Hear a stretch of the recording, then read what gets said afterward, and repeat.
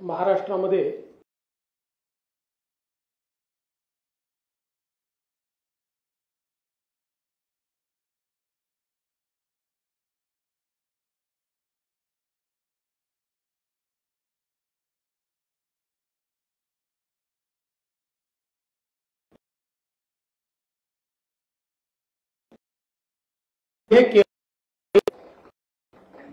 तेच जास्त आवाज करतायत आणि म्हणून कंत्राटी भरतीचे दोषी कोण हे समाजापुढे आलं पाहिजे, यांची थोबाडं उघडी पडली पाहिजे। या दृष्टीनं काही गोष्टी मी आपल्यापर्यंत पोहोचवायचा प्रयत्न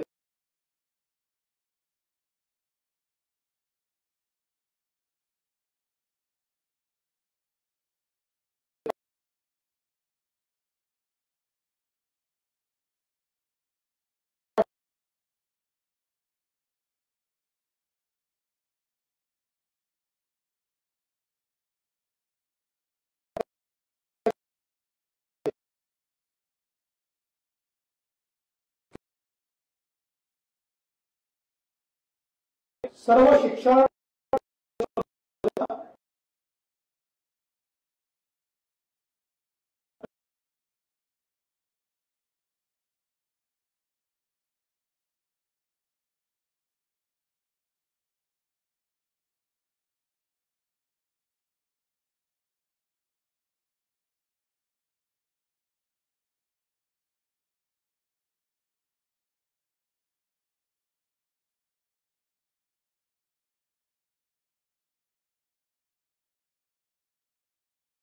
आपल्याला दिलेला आहे।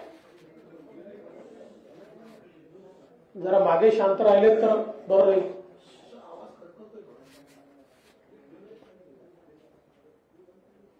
दोन 2010 साली अशोकराव चव्हाणांनी पहिला GR काढला आणि त्याच्यामध्ये वाहन चालक, डेटा एंट्री ऑपरेटर, तांत्रिक पदे, लिपिक आणि शिपाई, आणि परत 2010 मध्ये अशोकराव चव्हाण मुख्यमंत्री असताना 6000 पदांचा, कंत्राटी पदांचा GR काढण्यात आला। याच्यामध्ये कोण कोण आहेत बघा। वाहन चालक, डेटा एंट्री ऑपरेटर, लेखालिपिक, शिपाई, ठीक आहे, साधन व्यक्ती, प्रकल्प समन्वयक, विशेष शिक्षक आणि मोबाईल टीचर। 2010 साली काँग्रेस आणि शरद पवारांची राष्ट्रवादी काँग्रेस सत्तेत असताना शिक्षक भरतीचा कंत्राटी GR हा त्यावेळी काढण्यात आला। त्यानंतर सन्माननीय पृथ्वीराज बाबा चव्हाण हे मुख्यमंत्री असताना 14 जानेवारी 2011 या ठिकाणी MIS coordinator, data entry operator, BTech, BE, MCA अशा पदांची शैक्षणिक योग्यता असलेल्यांचा हा GR त्यावेळी काढण्यात आला। त्यानंतर 31 मे 2011 यावेळेस पुन्हा माननीय पृथ्वीराज चव्हाण साहेब मुख्यमंत्री असताना कंत्राटीचा GR काढण्यात आला। 16 सप्टेंबर 2013 सामाजिक न्याय विभागात कंत्राटीचा GR काढण्यात आला। 2014 साली पुन्हा पृथ्वीराज चव्हाण हे मुख्यमंत्री असताना 1069 पद कंत्राटी पद्धतीने भरण्याचा GR काढण्यात आला आणि हे जे काही फॅसिलिटी मॅनेजर्स आहेत हे तेव्हाच अपॉइंट करण्यात आले। आणि सगळ्यात महत्वाचं असं आहे की आता ज्याच्याबद्दल चर्चा चाललेली आहे, कागद जरा जास्त आहेत आज माझ्याकडे, पण सगळ्यांना एक्सपोज करेन.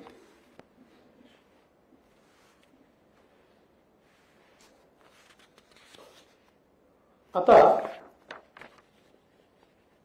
1 सप्टेंबर 2021 कोण होतं मुख्यमंत्री? सन्माननीय उद्धव बाळासाहेब ठाकरे. 1 सप्टेंबर 2021 ला RFP ला सरकारची मान्यता मिळाली. 2 सप्टेंबर 2021 ला महाटेंडर पोर्टलवर RFP चा मसुदा प्रकाशित झाला. 9 सप्टेंबर 2021 रोजी निविदापूर्व बैठक घेण्यात आली. 31 जानेवारी 2022 निविदा दाखल करण्याची अंतिम मुदत. सगळीकडे मुख्यमंत्री कोण आहेत? उद्धवराव बाळासाहेब ठाकरे. आणि सरकारचे संरक्षक कोण आहेत? सन्माननीय शरदचंद्रजी पवार. 12 फेब्रुवारी 2022 टेक्निकल इव्हॅल्युएशन स्टेटमेंट पोर्टलवर. 8 एप्रिल 2022 व्यावसायिक निविदा उघडली. 25 एप्रिल 2022 एजन्सी सोबत वाटाघाटीची पहिली बैठक. 27 एप्रिल 2022 एजन्सी सोबत वाटाघाटीची दुसरी बैठक. 23 मे 2022 वित्त विभागाची मान्यता. पूर्ण कार्यकाळामध्ये या ठिकाणी आपण जर बघितलं तर कोण आहे आणि मग हे कुठल्या तोंडाने बोलतात? हा सन्माननीय उद्धव ठाकरे यांच्या सहीचा कागद आहे, फाईलचा आपल्याला दिला. कंत्राटी भरतीला मान्यता कोणी दिली? उद्धव बाळासाहेब ठाकरे यांच्या सरकारने त्यांच्या सहीने माननीय शरद पवार साहेबांच्या आशीर्वादाने या ठिकाणी ही मान्यता देण्यात आली.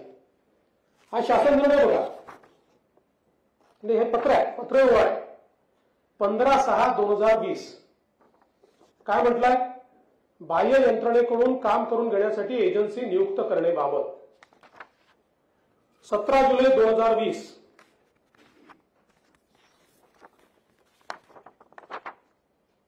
बाह्य यंत्रणेमार्फत गट क व गट ड संवर्गातील पदे भरण्यासाठी एजन्सी नियुक्तीची प्रक्रिया करण्याबाबत. 12/5/2021 बाह्य यंत्रणेमार्फत कामे करून घेण्यासाठी एजन्सीची नियुक्ती करण्याबाबत.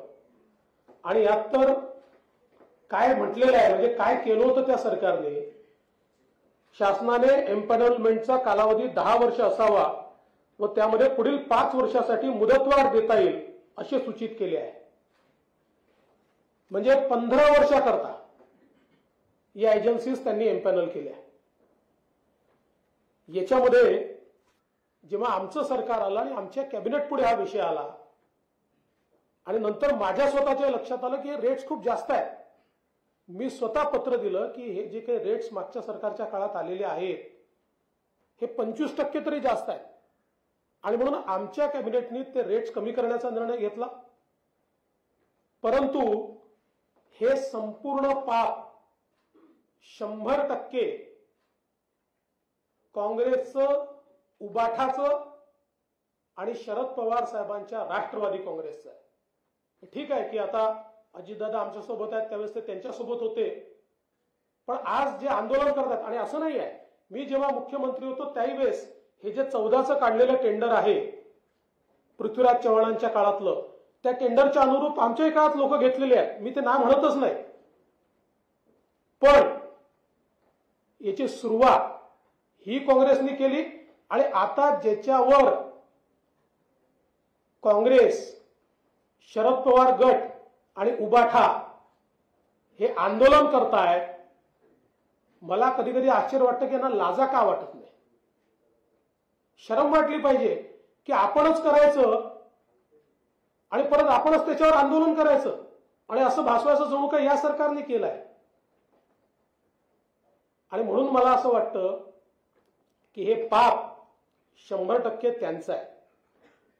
आणि माननीय मुख्यमंत्री एकनाथराव शिंदेजी आणि उपमुख्यमंत्री अजित पवार यांच्याशी मी चर्चा केली आणि मी त्यांना सांगितलं त्यांच्या पापाचं ओझं आपल्या सरकारने का उचलायचं.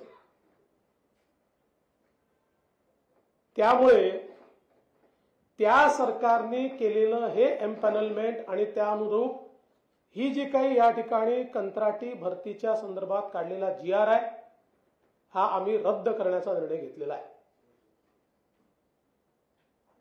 कारण पाप त्यांनी करायचं, आमच्या माथ्यावर फोडायचं आणि त्यांनीच आंदोलन करायचं हे आम्हाला मान्य नाही. आणि माझं तर मत आहे की आता मी तर आपल्याला सहीचा कागदच दिलेला आहे, अप्रुव्हलच श्री उद्धव बाळासाहेब ठाकरे यांनी दिलेला आहे. मग आता माझा सवाल आहे की उबाठा उद्धव बाळासाहेब ठाकरे यांची सेना, शरद पवार यांची राष्ट्रवादी आणि ज्यांनी याची सुरुवात केली ते काँग्रेस आता महाराष्ट्राची माफी मागणार आहेत का. युवकांची दिशाभूल केल्याबद्दल, स्वतःचं पाप दुसऱ्याच्या माथी मारल्याबद्दल त्यांनी माफी मागितली पाहिजे. आणि ते माफी मागणार नसतील तर आमच्या पक्षांना त्यांना रोज उघडं करावं लागेल आणि जनतेत जाऊन उघडं करावं लागेल. हे सगळे कागदपत्र आम्ही जनतेमध्ये नेणार आहोत. आणि एवढंच नाही तर अलीकडच्या काळामध्ये पवार साहेब आधी असं करत नव्हते, पण जेव्हापासून त्यांचा पक्ष फुटला तेव्हापासून पवार साहेब देखील असं करायला लागले. आता पवार साहेबांनी सांगितलं की मुंबईच्या पोलीस दलामध्ये कंत्राटी भरती. आता काय केलंय, 3 वर्षापर्यंत मुंबईमध्ये 3 वर्ष उद्धव बाळासाहेब ठाकरेजी यांच्या काळामध्ये, शरद पवार साहेबांच्या काळामध्ये मुंबईमध्ये एकही भरती झाली नाही. आणि दरवर्षी 3000, 4000, 5000 पोलीस हे निवृत्त होतात. आणि त्यामुळे एक मोठा बॅकलॉग त्याच्यामुळे तयार झाला. आम्ही नियमित पोलीस भरती सुरू केली. यावर्षी 18,311 ची पोलीस भरती आम्ही केली आहे, ज्यामध्ये मुंबईला 7,076 पोलीस शिपाई आणि 994 वाहन चालक आम्ही दिले. परंतु ही भरती झाल्यानंतर ट्रेनिंग होऊन ते फोर्समध्ये जॉईन होतपर्यंत जवळजवळ 1 वर्षापेक्षा जास्त 1.5 वर्षाचा कालावधी जातो. आणि हे 18,000 जे आम्ही केले आहेत हा रेकॉर्ड आहे.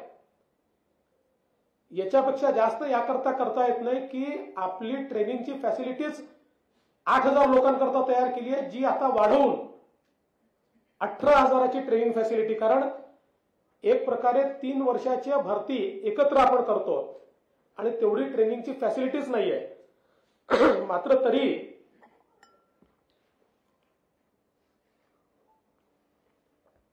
ही ट्रेनिंगची फॅसिलिटी आम्ही त्या ठिकाणी तयार केली. मात्र मुंबई ही वल्नरेबल आहे. मुंबईवर सातत्याने आतंकवादाचा, दहशतवादाचा धोका असतो. आणि म्हणून मुंबईमध्ये 7,000, 10,000, 12,000 पोलीस कमी उद्या एखादी घटना घडली तर हे सांगता येत नाही की आम्ही पोलिसांची भरती केली नाही म्हणून घटना घडली. आणि म्हणून काय निर्णय केला तर जोपर्यंत हे ट्रेनिंगवरनं येत नाही तोपर्यंत महाराष्ट्र सरकारने स्वतः तयार केलेले महाराष्ट्र राज्य सुरक्षा महामंडळ, आणि आपल्याला कल्पना असेल की महाराष्ट्र राज्य सुरक्षा महामंडळ सुरू करताना त्याच्या मागची भूमिका काय होती. पोलीस भरतीमध्ये समजा 7-8 हजार जागा असतील एलिजिबल 50,000 लोक येतात. पहिले 7,000 हे पोलीसमध्ये गेले, तर नंतरचे 1,000, 1,200, 1,300 लोक हे सुरक्षा महामंडळात घ्यायचे, त्यांना ट्रेनिंग द्यायचं आणि त्यांच्या माध्यमातून एअरपोर्टची सिक्युरिटी असेल, एखाद्या मंदिराची सिक्युरिटी असेल किंवा तत्सम कामं किंवा प्रायव्हेट आस्थापनांना कधी कधी पोलीस सुरक्षा द्यावी लागते, त्याच्याकरता त्यांचा उपयोग करायचा. याकरता शासनाने महामंडळ तयार केलं आणि आता पोलीस कमी असल्यामुळे हा GR एवढाच काढलाय की जोपर्यंत ट्रेनिंग होऊन हे पोलीस येत नाही तोपर्यंत महाराष्ट्र राज्य सुरक्षा महामंडळाचे 3,000 पोलीस हे मुंबईमध्ये वापरले जाते आणि याच्याकरता त्यांचा पगार आता महामंडळातून न निघता मुंबई पोलिसांकडनं निघेल. त्यामुळे सरकारमध्ये जेव्हाही कुठल्याही विभागाला खर्च करायचा असतो त्यावेळेस त्या विभागाला GR काढावा लागतो. म्हणून GR एवढाच काढलेला आहे की या 3,000 पोलिसांचा पगाराचा खर्च आता महाराष्ट्र सरकारच्या आस्थापनेवरनं होईल, मुंबईच्या आस्थापनेवरनं होईल. आता याला काय सांगितलं, हे कंत्राटी पोलीस भरती करताय.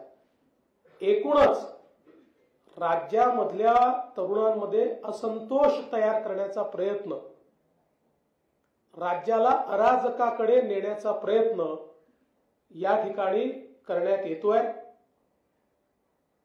कुठल्याही परिस्थितीमध्ये महाराष्ट्राचं सरकार हे महाराष्ट्रातल्या युवा शक्तीच्या पाठीशी उभा आहे. आम्ही भरती सुरू केली आहे, मोठ्या प्रमाणात भरती चाललेली आहे. मी सांगितलं 18,000 पोलिसांची भरती ऍट वन गो ही कधीच झाली नव्हती, जी यावर्षी आम्ही केलेली आहे. आणि म्हणून आज यांचा चेहरा आम्ही उघडा पाडलाय आणि अनेक विषय, मी याच्यानंतरही प्रेस घेणार आहे, ही काही अंतिम नाही आहे, अनेक विषयांमध्ये यांना मी उघडं पाडीन. कारण यांची अकर्मण्यता, यांचा भ्रष्टाचार, याच्यामुळे महाराष्ट्राचं आतोनात नुकसान यांनी केलं आहे.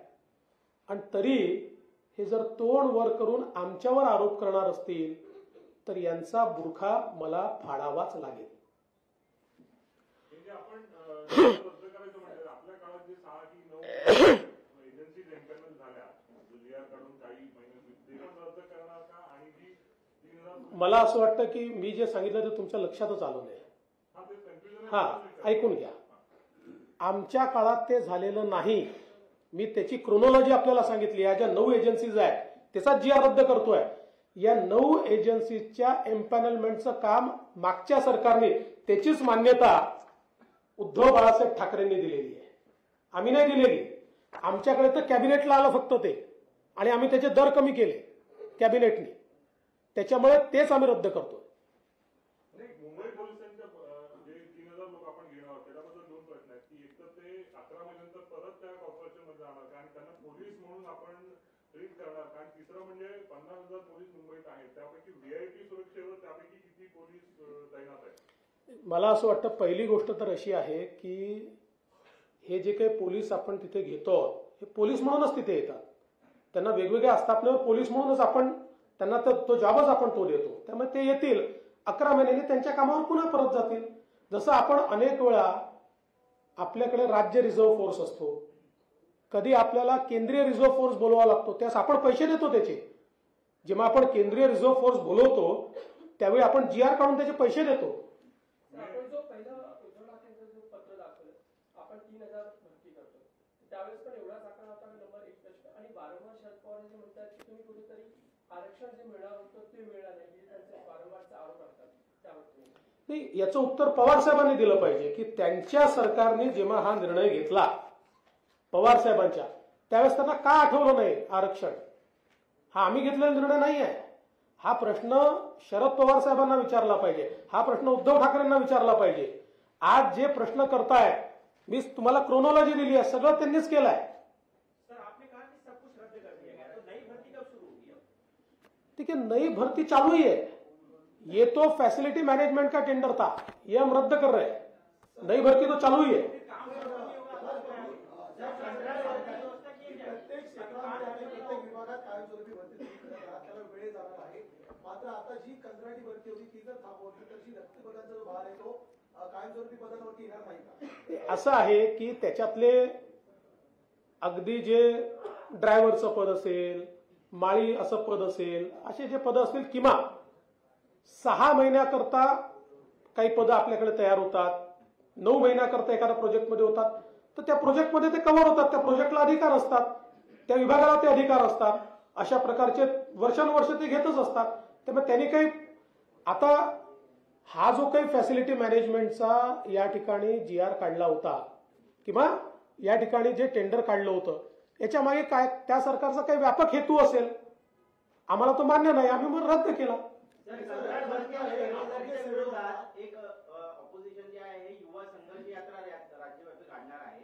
शरद पवार स्वतः त्याच्या सभेमध्ये त्याची सुरुवात करणार आहे. त्यांना काय सांगतात? मला असं वाटतं की याचं उत्तर त्यांनी दिलं पाहिजे का काढलं. म्हणून तर मी म्हटलं की आता यांचा बुरखा फाटलाय, जे त्यांनी केलं आता आमच्या सरकारवर थोपून त्याच्या विरुद्ध ते आंदोलन करतायत. जनतेला यांचा खरा चेहरा मी दाखवतोय. गिरीश महाजन यांनी जी आता भरती जाहीर केलेली होती कंत्राटी पदांची, जवळपास 5,000 पदांची भरती होती. आरोग्य सेवेमध्ये सुद्धा भरती एक जाहीर झाली होती. तर ही पदं आता भरली जाणार का कंत्राटी स्वरूपात? ही मला माहित नाही त्यांनी अशी कुठली भरती जाहीर केल्याचं मला कल्पना नाही. हा कर्मचाऱ्यांची भरती फायनान्शियली सरकारवर जास्त लोड येतं, कारण ते परमनंट एम्प्लॉईजसाठी लायबिलिटी जास्त असते. त्याच्यातनं व्हाया मीडिया म्हणून कंत्राटी कर्मचाऱ्यांची भरती हा एक पर्याय समोर आला. तर आता हा पर्याय आपण बंद करत असताना फायनान्शियल व्हायबिलिटी हा विषय आपला नाही. पहिली गोष्ट तर अशी आहे की मी पुन्हा सांगतो, वर्षभराचे पदं, 9 महिन्याचे पदं, टेम्पररी पदं, यावर पूर्वी ज्या प्रकारे ते विभाग त्या काळाकरता काम करत होते ते करत राहते. आता मूळ प्रश्न काय होता? मूळ प्रश्न असा होता की सरसकट धोरण म्हणून 9 फॅसिलिटी कंपनी एम्पॅनल करून या ठिकाणी भरती करण्यात येणार आहे, अशा प्रकारचा जो आरोप होता. तर या 9 कंपनी मागच्या सरकारने एम्पॅनल केलेल्या आहेत, मागच्या सरकारने याची सगळी प्रक्रिया केली आहे. हे मी आपल्या समोर आणलं आणि आम्हाला हे मान्य नाही म्हणून आम्ही रद्द केलं.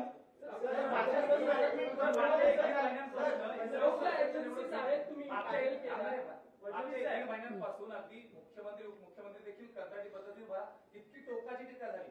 एवढं सगळं होत असताना तुम्ही नेमकं आज या उत्तराला समोर आलेला आहात, नेमकं याच्या मागचं कारण? नाही, याच्यापूर्वी सभागृहातही सांगितलं, पण कधी कधी काय की पुराव्यासहितच द्यावं लागतं.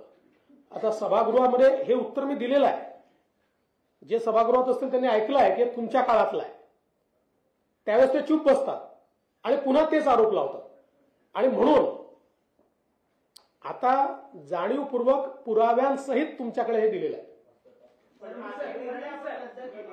रद्द केला म्हणाला, फॅसिलिटी मॅनेजमेंट कंपनी सुद्धा रद्द झालेल्या आहेत. याचा अर्थ याच्या पुढे राज्य सरकार कंत्राटी भरती अजिबातच करणार नाही.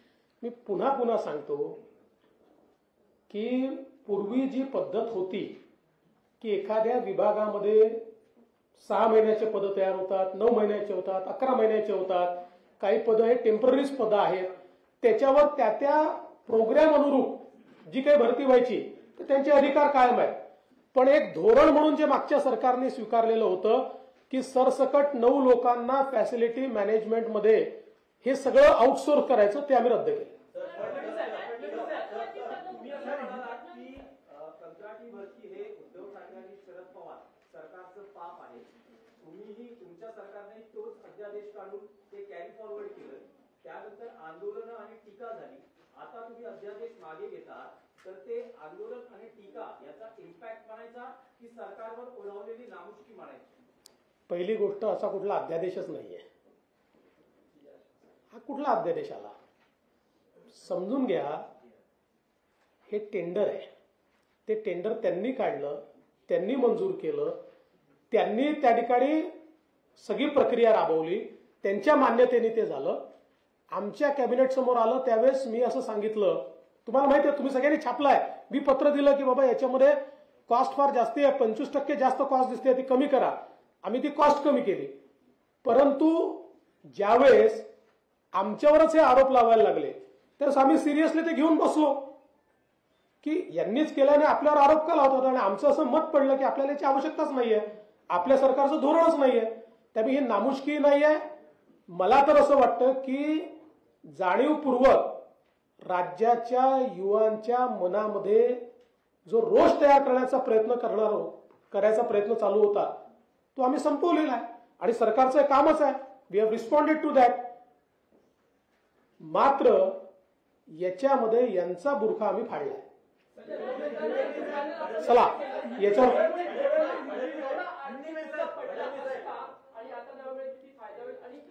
आता ते माझ्याकडे आता त्याची माहिती नाहीये. आज महाराष्ट्र में बार बार उद्धव ठाकरे गुट, शरद पवार गुट और कांग्रेस की ओर से कंत्राटी भर्ती के बारे में विषय उठाया जा रहा था और हमारे सरकार पर आरोप किए जा रहे थे. मैंने आप सभी को जो कागज दिए हैं उसमें आप देख सकते हैं इसका पहला निर्णय सुशील कुमार शिंदे जी कांग्रेस के जब मुख्यमंत्री थे तब लिया गया और शिक्षा विभाग में लिया गया.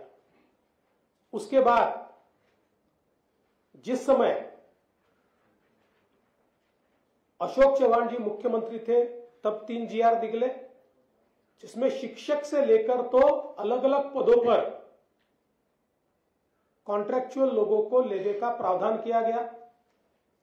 पृथ्वीराज चव्हाण जी जब मुख्यमंत्री थे तब 3 GR निकले गए और 2014 में फैसिलिटी मैनेजर्स को एम्पैनल किया गया.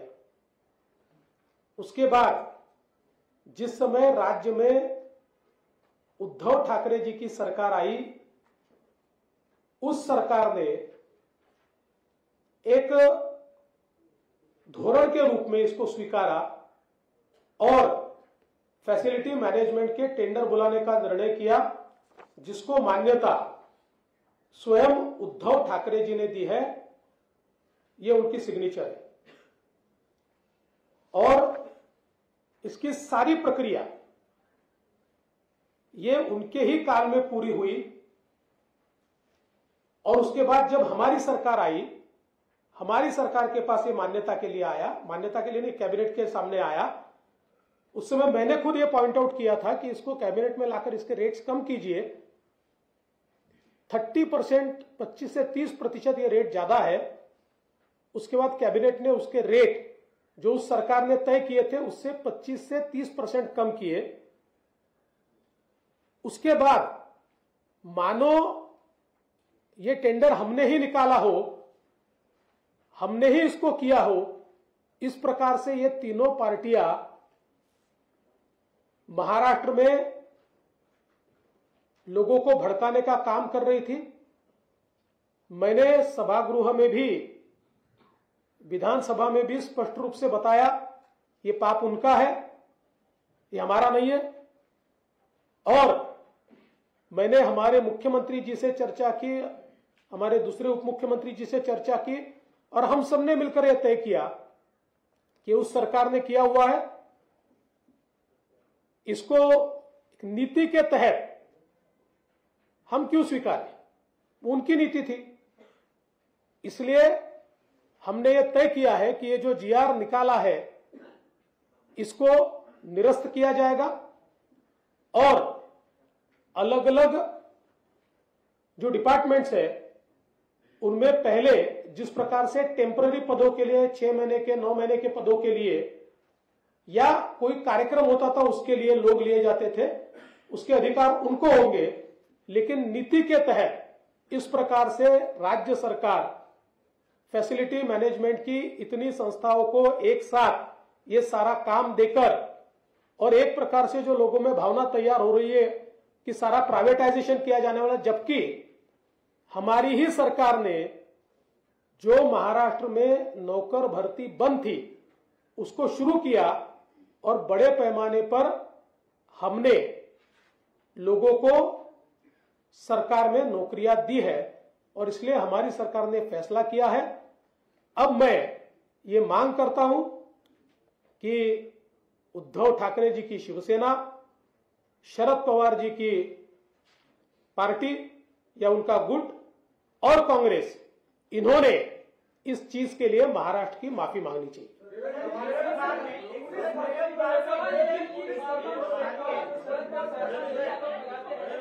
आप आरक्षण रद्द करना चाहते हैं और जब पुलिस में इतनी बड़ी भर्ती आप करेंगे तो सुरक्षा के भी सवाल खड़े होंगे।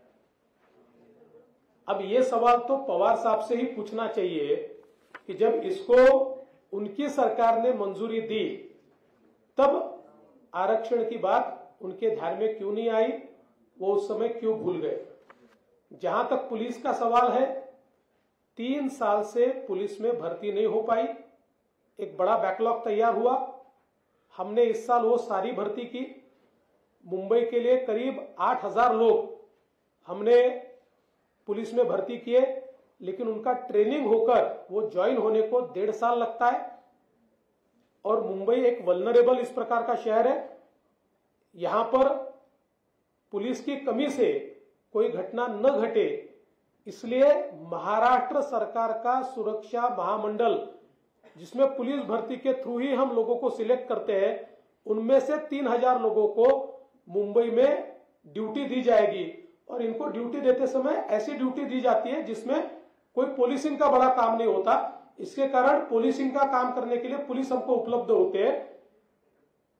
तो इस प्रकार का निर्णय लिया गया है। पुलिस में कोई भी कंत्राटी पद्धति से किसी को भी नहीं लिया जा रहा है। डीजी है, एसीबी है, सरकार उन्हें भरने के बारे में क्या सोच रही है? और दूसरा सवाल, क्या रश्मि शुक्ला की फिर से महाराष्ट्र में वापसी होगी? देखिए, इसका निर्णय तो मुख्यमंत्री जी करेंगे। मुख्यमंत्री जी के साथ हम चर्चा करेंगे, कौन कौन से पद पर जाएगा, किसकी क्या सीनियोरिटी है, इसके आधार पर वो निर्णय होता है। ऐसे निर्णय प्रेस कॉन्फ्रेंस में तो नहीं हो सकते।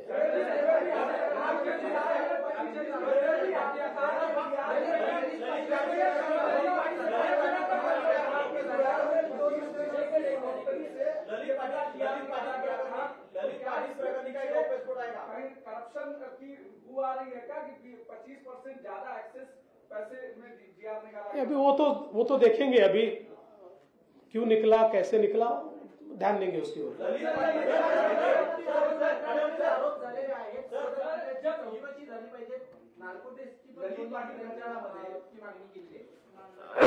असं आहे, मी ललित पाटील प्रकरणावर बोललो तर मुख्य ज्याकरता मी प्रेस घेतली आहे ते तुम्ही सोडून द्या। आता तुमचा जो काही विषय आहे तो मलाही समजतो। एकच गोष्ट फक्त सांगतो त्यातली, तुम्ही मला माहिती होतं विचारणार आहे, तुमची उत्कंठा असेल, बाकी सगळ्या गोष्टी मी नंतर आणणारच आहे त्यातल्या। एकच गोष्ट सांगतो त्यातली, पण माझी विनंती आहे की जी मूळ पत्रकार परिषद आहे तुम लाईव्ह झाली तरी दिवसभर चालली पाहिजे ना। तुम्ही दिवसभर ललित पाटील चालवा, हा चालेल, मला माहिती आहे, मला तेवढं समजतं, मी जे बोलतोय सगळं लाईव्ह चाललंय। आता इतक्या वर्षात एवढं तर समजलो मी।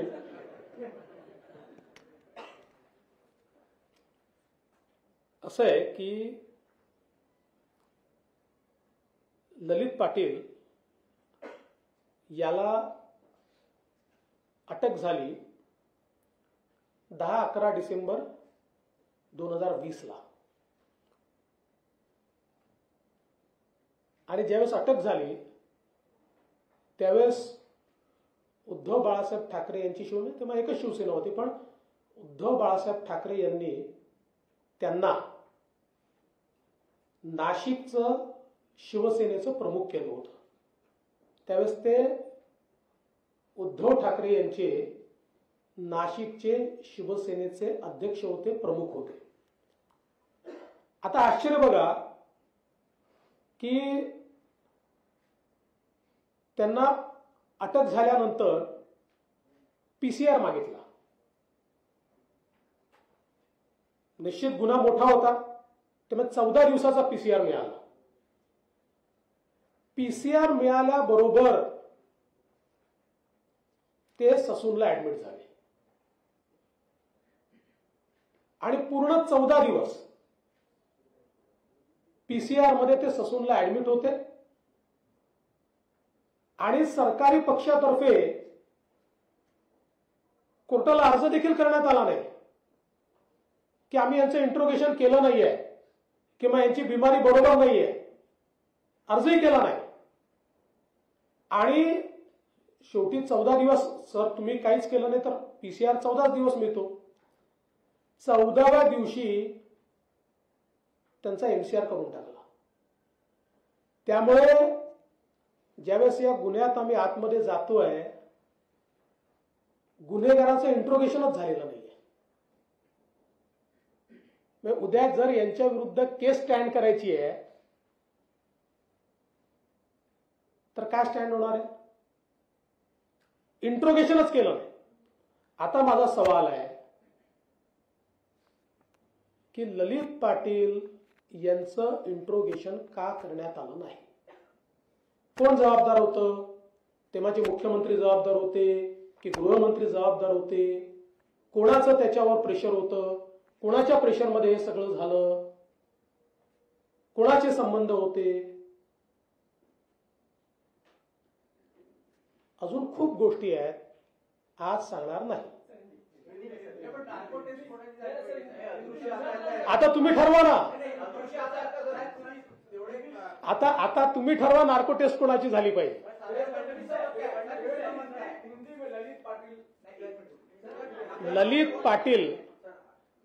ललित पाटिल इनको दिसंबर 2020 में अरेस्ट हुई. अरेस्ट के बाद उनका पीसीआर हुआ. पीसीआर 14 दिन का होता है. जैसे ही पीसीआर हुआ, ललित पाटिल ससून में एडमिट हुए और पूरे 14 दिन वो ससून में एडमिट थे और सरकार की तरफ से अर्जी भी नहीं लगी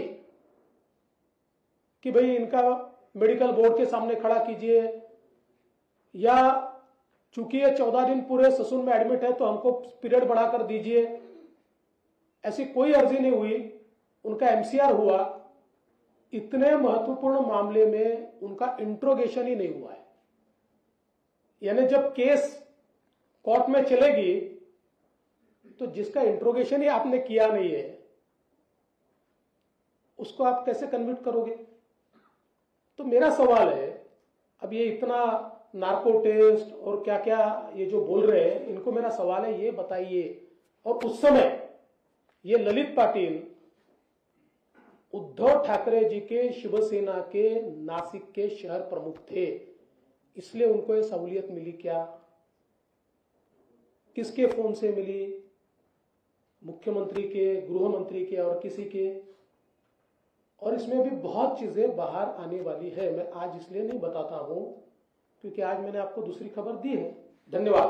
चला. मनोरंजनाचं प्रबोधन, करमणुकीचं उद्बोधन, बातमी अचूक, माहिती बिनचूक. पाहत रहा राजमुद्रा न्यूज लाईव्ह.